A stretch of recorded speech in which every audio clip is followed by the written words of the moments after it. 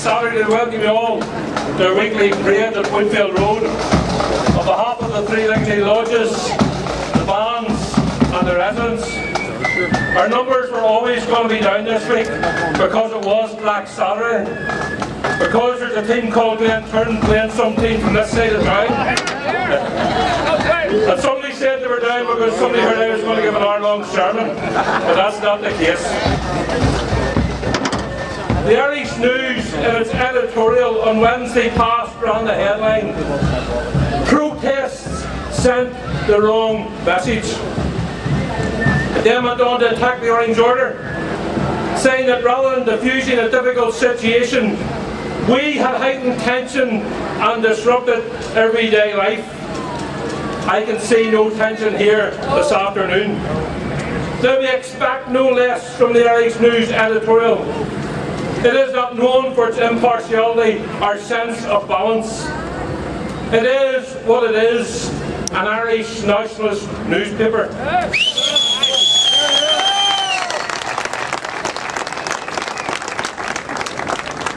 It fails to mention that the protests it accuses of raising tensions have been peaceful. Each night the parade through the Dale has been peaceful. The White Line protest has been peaceful. The Camp Civil Rights has been peaceful. The parade each Saturday has been peaceful. We have not and do not plan to use violence to see the 12th of July completed for the Legacy Lodges, bands and supporters. Yes, we all know Republicans have used violence strategically, cynically and effectively. It was violence that got this parade stopped, but we know it has only stopped temporarily.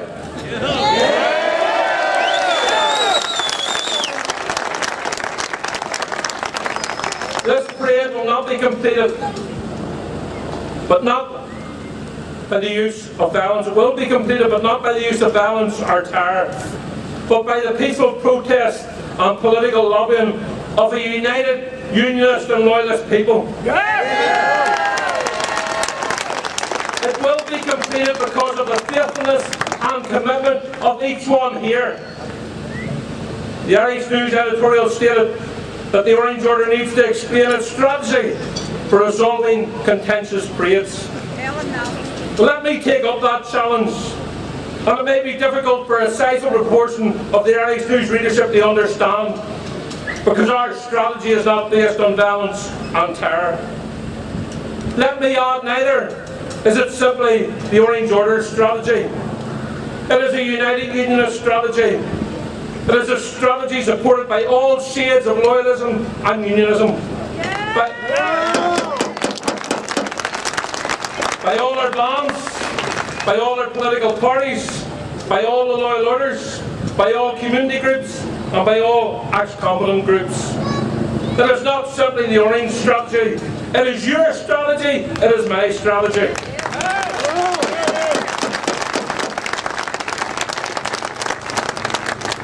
It is what I like to call the strategy of the Orange family. Those who cherish their British identity, citizenship and way of life. Those who celebrate and promote the rich culture, heritage and history that we enjoy. The Orange family strategy ensures we are not responding to a Republican agenda. We shape and mould the agenda. We will not dance to the tune of an Irish fiddle, but we march to the sound of an orange flute.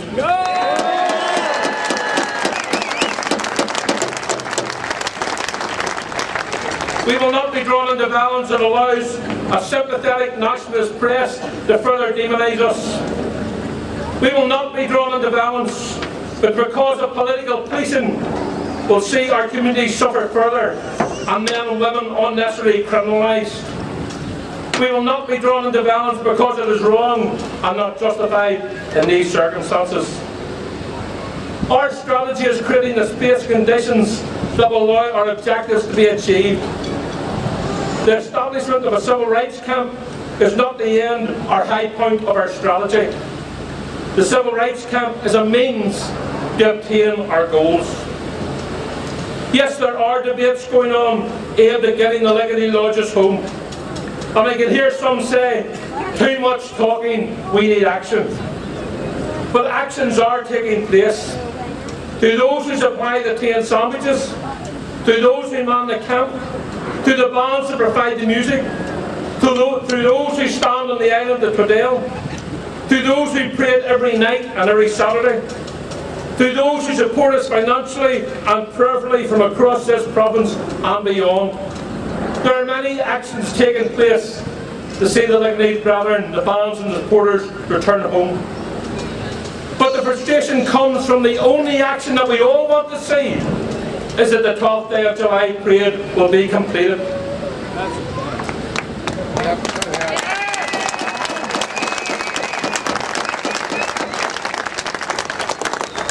Yes, there is talking. Some straight talking within the Orange family. And I believe that that talking will see actions emerge that will see the parade completed. We will show leadership and an honest attempt to resolve this issue. Each one here has a role to play in any future initiative. But how will the Irish news readers step up to the mark? What are they doing? What is the PSNI, the Department of Justice, the Secretary of State doing? What are they doing to resolve the crisis created by the Parades Commission? Their silence needs broken. And not just to further chastise or demonise loyalism, or trot out their well-worn cliches, but to say what they can and will do to help resolve this crisis. You see, it suits nationalism and republicanism to see loyalism at odds with the police, to see unrest and trouble in unionist communities. It especially suits nationalism to see unionism infighting and public disagreement. But our strategy, your strategy, the Orange family strategy, has turned a knee-jerk violent reaction into 6 weeks of peaceful protests. And perhaps most of all, and surprising to some, it has seen a unity of purpose between all shades of unionism and loyalism. The next stage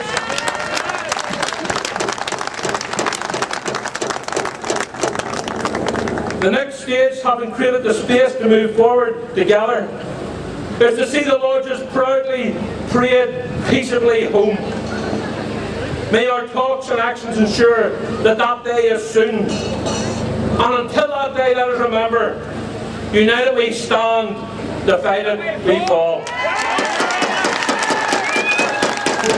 I think we should give a special round to the 3 bands who supported us this day.